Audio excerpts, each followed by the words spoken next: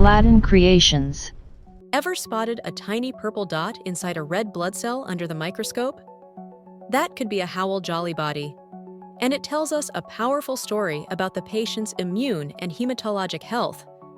Let's explore this fascinating inclusion together. What are Howell Jolly bodies?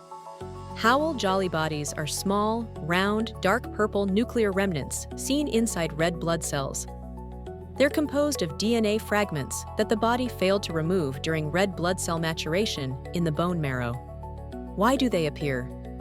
Normally, our spleen acts as a filter, removing these DNA remnants. But when the spleen is damaged or removed, or not functioning properly, Howell Jolly bodies remain in the circulating blood. They commonly appear in patients with asplenia, surgical or functional, hyposplenism, as in sickle cell anemia, severe hemolytic anemias, megaloblastic anemia, B12 or folate deficiency. Diagnostic importance.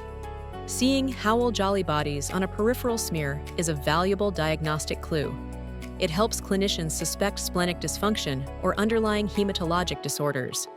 So, a single dot can point to big issues. Stay sharp in hematology. Subscribe to Aladdin Creations for more short, clear, and clinical lab science lessons.